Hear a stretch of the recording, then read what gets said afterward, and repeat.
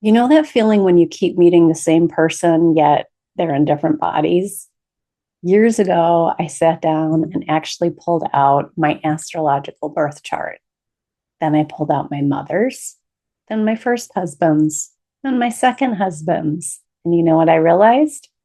Not only were they all narcissists, they were all Geminis. It wasn't bad luck. It wasn't random. It wasn't cosmic punishment. It was a generational frequency I was still tuned into. And once I understood the pattern, I was able to shift the all.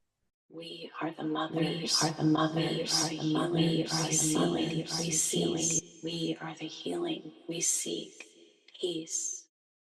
In astrology, there's a saying, the moon is the mother. Your moon sign maps your earliest emotional imprints, how you felt love coming at you, how safety was expressed, if it even existed in a recognizable form. All of these make early, deeply imprinted neurological imprints on your brain, on your emotional body. It's also why the moon governs intuition, because the body remembers before the mind catches up. But here's the hard part. The moon also rules illusion, the unseen, the unconscious. Because sometimes what feels familiar isn't safe. I'm a Scorpio sun with my Mercury in Scorpio. For those of you that know astrology, that combination gives you a built-in radar of clearly knowing, called claircognizance, along with clairsentience, which is clear feeling, which all of us empaths are. So I can feel a lie before someone finishes their sentence. I can sense the energy shifting in a room before anyone speaks. And yet, I still ended up married to two Geminis. Twice I did this. I was awake. I was conscious. I was spiritual and intuitive. I had done therapy. I had done healing.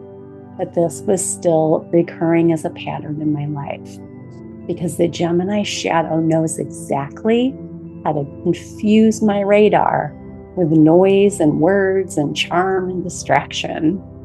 My Scorpio Mercury could detect the signal, but my Gemini moon and my 8th house of transformation kept tuning me into the same station unconsciously, recurring and coming back again and again and again.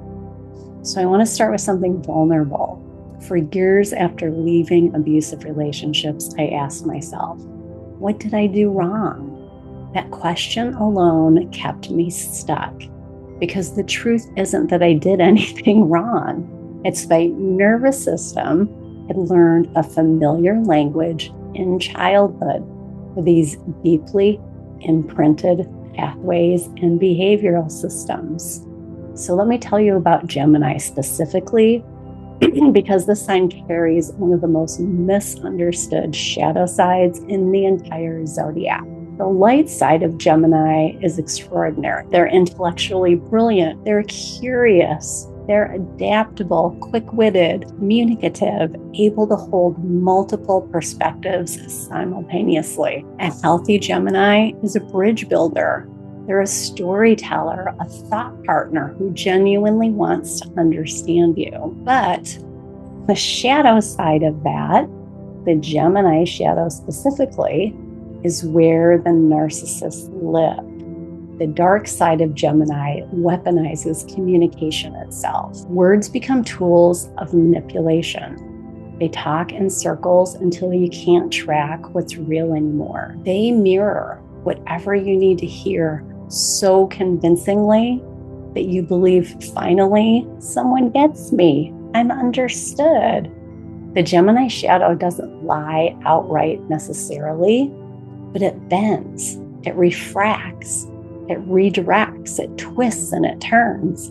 By the time you notice the contradictions, you're already emotionally invested and it's too late. And here's the thing.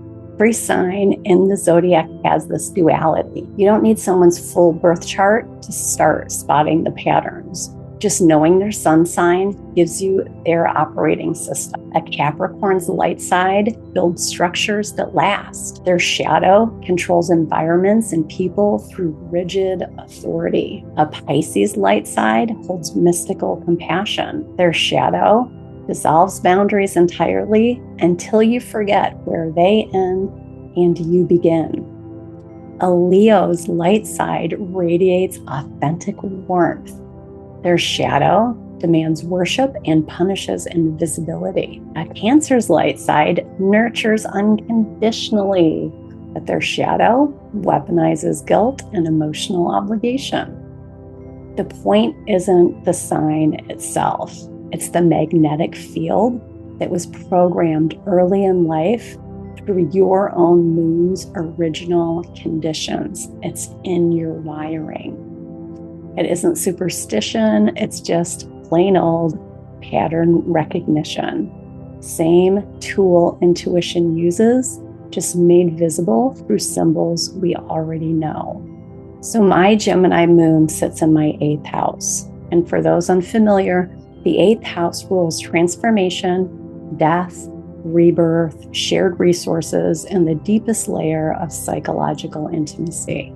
It's the house of alchemy, the place where you either transform poison or you die drinking it. There's no in between. It's very extreme. It's very black and white. So when I say the Gemini pattern repeated across my mother, my first husband, and my second husband, I'm not talking about sun signs casually matching. I'm talking about a Gemini energy living in the house of soul level transformation. My moon there meant I was subconsciously seeking people who would take me to the underworld and bring me back a changed person. The problem? Narcissists love going to the underworld. They just have zero intention of ever bringing you back. It's where they live and where they stay. The awakening didn't happen overnight. There was a whole phase where I'd wake up, grab my phone, and cross-reference dates with behaviors. I didn't have full birth times or moon placements, and honestly, you really don't need them to figure this stuff out. Just knowing the sun sign and paying attention to the light aspects and the shadow aspects is enough to reveal these patterns. So here's the validation I want to give to you directly. If you feel like a narcissist magnet, which raise your hand, it was totally me. It's usually because you're still speaking a frequency that you learned in childhood. Not forever, but until now, until this moment where you're ready to learn new languages, to look through this lens of curiosity and try to understand how you can do it differently. So this is offering you some new information and a new perspective. I remember sitting with my friends after one particularly devastating breakup, trying to articulate, why did I keep landing in the same relationship dynamics? One friend said, well, maybe you just keep attracting the same thing. Another friend said, set better boundaries. Those weren't wrong answers. They just missed the root cause entirely. I wasn't attracting chaos randomly. I was unconsciously seeking familiarity. My nervous system recognized it as feeling like home. But here's where my Scorpio Mercury became my saving grace. Even in the thick of manipulation, when the Gemini shadow had me convinced I was the problem, something underneath kept whispering, this doesn't feel right. That's Mercury in Scorpio. It's clairsentience. It's not magic. It's the ability to perceive emotional undercurrents that others just miss. The problem isn't having this gift. The problem is not trusting it until the damage is already done, until it's too late. Scorpios are known for hanging on way too long. I'm absolutely guilty of this. Okay, so now let's get practical, because knowing patterns exist means nothing if you don't have the tools to use them. So here is where I'm going to ask you to pause the video, go and open your astrology software or website and look up one thing. Where is your moon sign? What is your moon sign? And which house does it occupy? So if you're not into astrology yet, that is just fine. You can go to astro.seek.com. I'll leave a link to it in the description box below. You just go in, you enter your birth information, and then you look for your moon sign and which house number it sits in. If you have any questions at all about this, just drop them in the comments below. It can be confusing if you're new to it, and I am happy to help you sort out those details. So your moon represents emotional needs, instinctual reactions, and what makes you feel safe. Most importantly, this is where your maternal template lives, whether you grew up being mirrored accurately or having reality distorted for you. For me, my Gemini moon in the 8th house meant my emotional blueprint craved intellectual stimulation along with depth transformation simultaneously. I needed someone who could talk about darkness with me. Narcissists love talking about darkness. They just don't do the actual work of healing it. They move on to the next audience before the alchemy gets uncomfortable. They're terrible at transformation, and that's where Scorpios thrive. Now, you don't need your ex's birth time or moon placement to do this work. You already have what matters. You know their sun sign, and you know how they behave. So that's your data. Let me show you how you can use it. You want to start by identifying the light side, the light aspects, the aspects of your ex's personality that made you feel good, what attracted you to them. That's all in their sun sign. That's the light side. Who they presented as in the beginning, the version that hooked you, the version that made you smile, that made you happy, that felt really good. Maybe it was a Libra's charm and diplomacy. Maybe an Aries' boldness and passion. The light side wasn't fake exactly, it was just the front door. The shadow side is what moves in after the door closes. Libra's shadow becomes passive-aggressive conflict avoidance that leads you screaming into a void. Aries' shadow becomes rage and domination, masked as leadership. Now, if you're sitting there thinking, I don't have time to memorize the shadow side of every zodiac sign, I have got you covered. I created a free resource called Astro-Glitch, the Narcissist Zodiac cheat sheet that maps every sun sign's shadow behavior, manipulation tactics, and signature phrases all in one place. You'll find a link to that in the description box below. Just drop in your email. I'll send it straight to your inbox, and I'll also follow up with additional healing resources as we continue this work together. Because this is not a one download kind of journey, unfortunately. I know we all want the magic pill, but this stuff takes time, takes patience. So once you can name both sides, the light side that attracted you and the shadow side that harmed you, you've started to decode their operating system. So now look at your own moon and which house it sits in, because that's where they gained access. Let me break down these 3 critical houses I see repeatedly in narcissistic dynamics. Firstly, we've got the 4th house. It represents home, roots, family of origin, stability, celebration. If your moon sits here, your deepest vulnerability is around safety and belonging. The narcissist can sense that. They convinced you that leaving means losing your belonging, which is a core need of all humans. They made home feel unsafe. So staying became the only logical choice until your awareness flips that script completely. Your 4th house moon says, I need a secure home. The narcissist hears, I can trap you there. Then there's the 10th house, public image, career, reputation, how the world sees you. If your moon sits here, your emotional well-being is tied to how you're seen in the world. The narcissist who targets a 10th house moon often operates as the holy narcissist, building themselves up as a pillar of the community while systematically dismantling your credibility behind closed doors. Smear campaigns, custody battles weaponized against your character, professional sabotage disguised as concern. Your 10th house moon says, I want to be seen and respected. The narcissist hears, I can control your image. And finally, we've got the 12th house, the house of hidden enemies, the subconscious realm, things operating beneath your conscious awareness. If your moon sits here, you may not have recognized the abuse until well after it happened.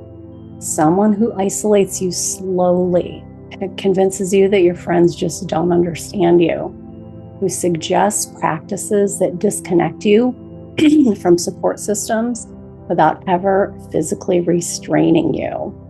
Psychological manipulation dressed up as growth advice. Your 12th house moon says, I feel things I can't always explain. The narcissist hears, she'll doubt herself before she doubts me. They just hone in on these unconscious aspects to our personalities that we all have. And for those of you like me with your moon in the 8th house, your deepest need is transformation through intimate connection. The narcissist frames control as depth. They weaponize shared secrets. They make you believe the relationship itself is the growth work, when actually it's the relationship you need to leave in order to grow. When you map your moon's house alongside the light and shadow of your ex's sun sign, suddenly nothing was random. You weren't unlucky. You were precisely targeted by someone who recognized your frequency because it matched theirs. This is subconscious for you as well as for the narcissist. The narcissists are not consciously aware of this. What happens after diagnosis is treatment, or in our case, prevention strategies using planetary intelligence instead of fear-based avoidance. Once you're able to identify the shadow expression of the sign you keep attracting, whether it's Geminis who are word-bending, Scorpio's emotional weaponization, or Aquarius's cold detachment disguised as independence, that charm stops working instantly. Your awareness breaks those loops immediately. That's why they're so important. And here's the crucial piece. The moon also heals what it illuminates. Just as the waxing moon grows toward light over weeks, your recalibration happens gradually, not perfectly, but progressively and over time. So practical shield strategy number 1 you can use is to reclaim your intuitive authority. If you're Scorpio, Mercury like me, or any water heavy placement really, you already have clairsentience built into your chart. You feel shifts. You sense when something's off. The problem was never that your radar didn't work. The problem was that someone trained you to doubt what it told you. I want you to write down, or I'm going to invite you to write down 3 recent moments where your gut knew something was off before your logical mind was able to catch up. Date stamp them, read them out loud to yourself each morning for 7 days. What you're doing through this exercise is training your nervous system to recognize my intuition is reliable. Shield strategy number 2, learn the shadow side of the sign that keeps showing up. Not just your ex's sign, your mother's sign too, your father's sign too. Maybe friends, maybe business partners, whoever it is that keeps coming up in your relationships that are making you feel really bad. Write both down side by side, the light and the shadow. Look at the shadow expressions. You'll likely start to see the same pattern wearing two different faces. That recognition alone rewires the magnetism. The next time someone with that energy enters your space, your body will say, "We've seen this movie before," and you'll decide to choose differently. You'll start to have that new level of awareness. But most importantly, you need to reclaim your sovereignty, stepping out of the victim story and into the driver's seat. These patterns hold power only when they stay hidden. Awareness strips them of their control, turning potential traps into simple data points that you can work with. Recognizing where the danger lies doesn't paralyze you. It equips you to navigate your journey safely. This work takes time. It takes gentleness toward yourself when patterns emerge. And yes, it takes grieving the version of mother you wished for, even if flesh and blood mom never operated from an authentic presence. Here's what I want you to carry with you today. Your moon doesn't trap you. It reveals the terrain so that you can walk it consciously instead of stumbling blindly in the dark. And unlike the moon reflecting borrowed light, your intuition generates its own radiance once cleaned of old distortions. My Gemini moon in the 8th house used to be the place I got lost. Now it's the place I do my deepest healing work, transforming poison and past trauma into my own medicine, recognizing the shadow language before I internalize it. My Scorpio Mercury isn't just clairsentience anymore. It's my own sword of truth. And yours, whatever your chart says, can be for you too. If this resonated, tell me in the comments, what's your moon sign and which house does it fall in? What sun sign keeps showing up in your life? Sometimes seeing the pattern shared across community brings its own kind of relief. And if you're new here, I post videos weekly on healing and reclaiming intuition after narcissistic abuse and divorce. Hit subscribe so you don't miss the next one. You survived something that most people will never even understand, but you're no longer surviving alone. We are building a strong, healthy community of moms who have been through similar experiences. So until next time, keep listening to your signals, trust your edges, and remember, awareness is liberation. The moon shows the illusions, but you, my friend, you are the light. Until next time, take care out there.